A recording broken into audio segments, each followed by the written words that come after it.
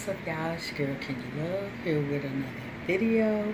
I said I wasn't gonna come back until I got my equipment and stuff together, but I missed it, so I'm back. This is a personal video. I'm going to be discussing the actual topic is called how I feel I contributed to my first child's father's distance. Now, I have 3 children. One is not biologically my husband's. With her, my oldest child, she's 17. Me and her dad got together when I was 18, like fresh out of high school. I graduated when I was 17. I turned 18. By the time my 18th birthday passed, 2 weeks later, I found out I was pregnant. So I had her, and I was very young, very naive, very stupid.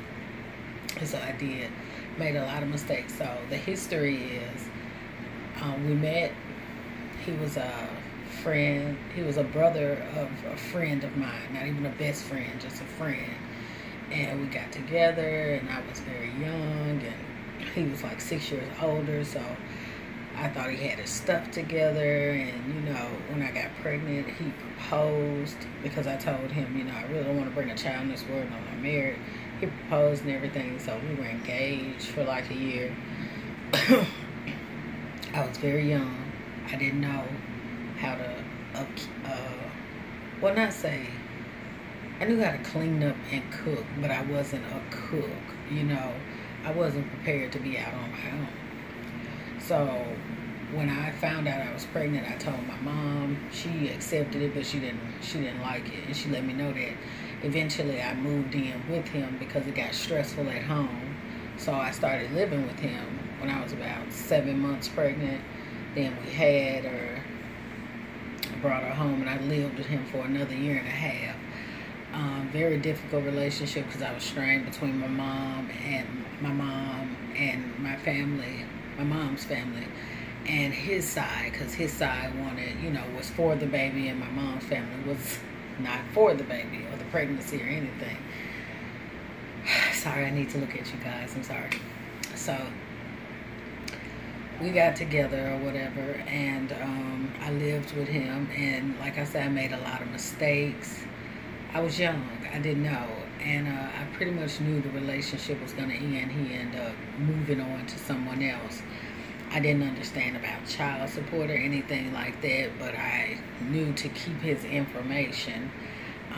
Once he moved on with this other person, I went on ahead and filed for child support because, of course, I wanted my child to be taken care of. At first, he didn't want to go through the courts. He wanted to pay me. I was young and dumb, so I agreed. Eventually, me and his other child's mother got into a verbal altercation. Well, it wasn't physical at all. It was verbal. And that ended my child support. He, literally stopped paying me because I got into it with her. So I went to court with his social and his birthday, and I got child support.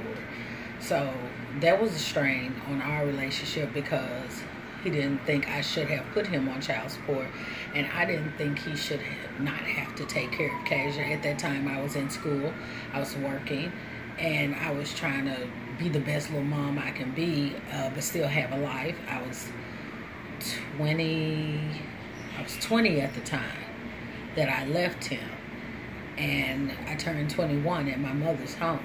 So I was like, my mother and my sisters would watch Kasia and do everything for her and everything like that. So I really partied. And then once I finally got myself together, I met my husband, and he loved me and my daughter, so we moved on with that. As far as her and her father's relationship, I did make mistakes. I was petty.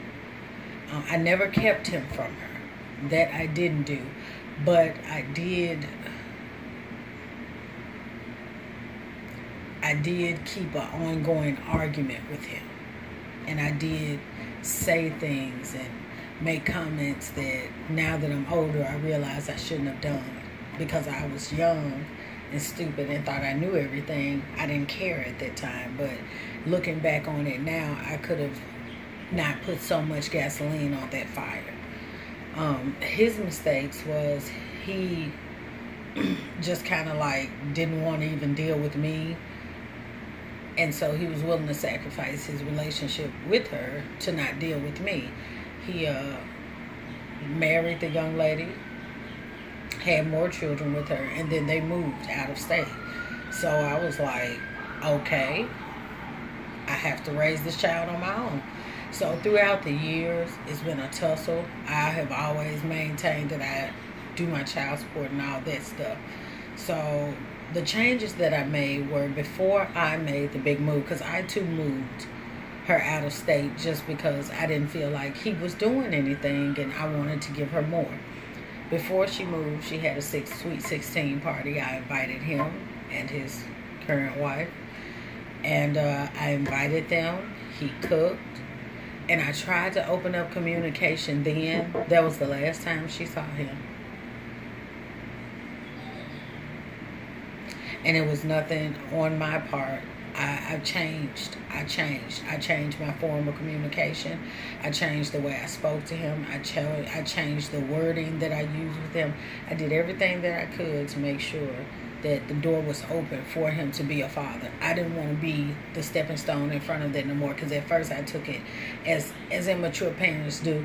I'm protecting her from him, and I'm protecting him from breaking her heart and lying to her. But if he does break her heart or lie to her, that needs to happen, and I need to stay out the way.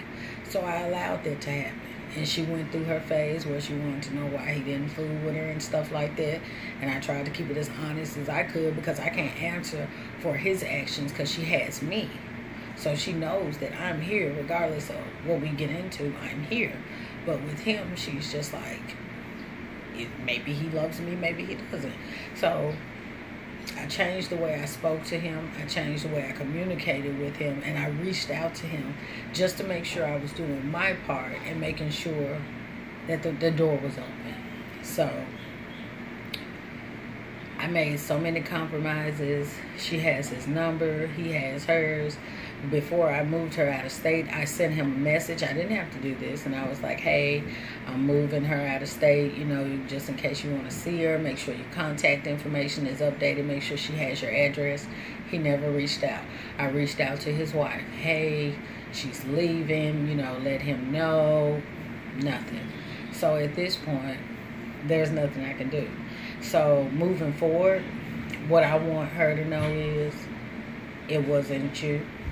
You didn't do anything. This was a situation that was strained before you even got here. I was not in love like I thought I was. He wasn't either. We were forced into this, and it ended as anything that's shaky when you start would end. So as of today, she's 17 and a senior. And I'm trying to get her through that. It's difficult because we changed states, like I said. And I'm just trying to help her move forward. Me and my husband are just trying to get her to a place where she's comfortable, that she's happy, content, and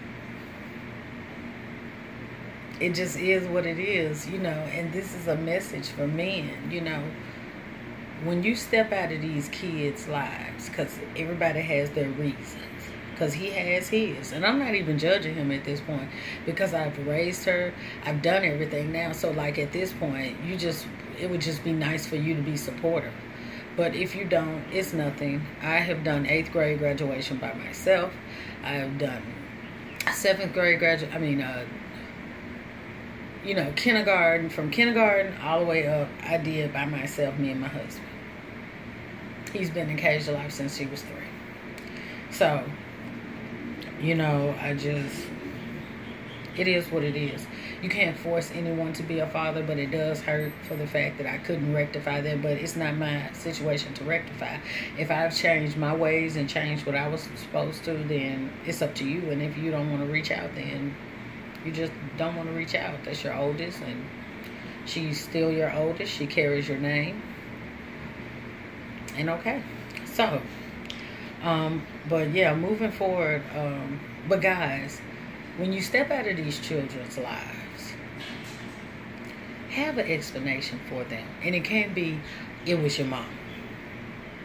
Have an explanation for them, because they're going to want to know why you weren't there, why mom could be there and this other person could be there, but you couldn't be there. And y'all owe them an explanation for that, because that's not right. Not all the time the mother is keeping them out, because at first, I'll admit, it was me. But I let my guard down, and I allowed him back in her life, and his family back in her life, only for them to lie to her, to not be honest with her, to, take advantage of her kindness, of her yearning to be with them, and nothing. And he has other family members, other siblings, nothing. And that's okay with me, because my family has always been enough for me and for her. But I didn't want any piece of her missing or dysfunctional or anything like that. So I really did try to reach out and see if he wanted to form some kind of bond or relationship. And it just didn't play out that way. And that's okay. She's okay. I'm okay. Hell, I hope he's okay. He does have a million other children. So I just wanted to get on here and say that, because a lot of times when women are talking about their baby daddy, they're saying what they didn't do and what they couldn't do and what they didn't. And this is not that type of video. I take full responsibility of my part that I played in the strain of the relationship, but I also take full accountability that I did try to rectify the situation, and I stepped out of the way, and I did open that door, and I did allow it, and maybe it was too late. So that's all I wanted to talk about, just to let the ladies and the men know, and no one is perfect. You're going to make mistakes, but men, be accountable and be honest with your children, because they're going to want to know. Because I'm honest with mine, and I told her part of it was me. Only part, though. Because I did step out the way and let that door be open, and he still didn't walk through. So, okay, that's just a little tidbit about me. That's what I call Miss Love's Tidbits. Felt like I needed to. I just been watching a lot of Paternity Court, and I was like, oh wow. So I was like, let me do a video on my own situation, because I literally have the father of my child on paper.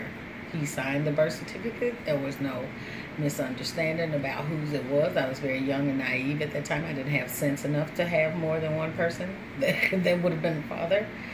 And it was a very brief relationship, and to this day, nothing. We send payments sometimes, but other than that, nothing. No phone call, no text, no anything. So, and she's fine. I've asked her. I told her I could get her therapy, because I don't want to end up strip club. So I told her I could get you therapy, or I can get you whatever you need. And she was like, no, I'm fine. So, all right. So not all of them end in statistics. Not all situations end. Is she perfect? No. She has her issues. She struggles with school and things like that. She doesn't know what college she wants to go to. She knows she wants to play Delta, but she doesn't know much anything else. So, yeah, that's what I'm working with. So it's no story, no bash. I'm not bashing him, because if he decides to get in her life, he still can. But I'm not sweating him about it either, because she's fine. When you know who you belong to, you can do anything. So I let her know to keep God first. Keep your focus ahead, and don't let these men mess up your future, because her daddy tried to mess up mine. I ain't gonna lie, because I ain't have no business. I would have went to college, probably graduated, and did all this. Instead, I had to get a job and work my way up to where I'm at. Yep. So, okay, I'll probably do another video on being a semi-teen mom, but I doubt it, because my situation is way different. I have help. I had family members. Occasionally everyone hungry or anything like that, so I don't think I can just really say anything about that, but you never know. Well, thank you so much for watching. If you haven't done so already, please like and subscribe to my channel. I have more content coming, So I was gonna wait on the camera and my laptop cord and all that. I got the order, my cord is back ordered. But I was gonna wait on there, but I miss y'all. And it ain't no y'all, so I just miss this. Alright, y'all. It's your girl Kenny Love. Bye.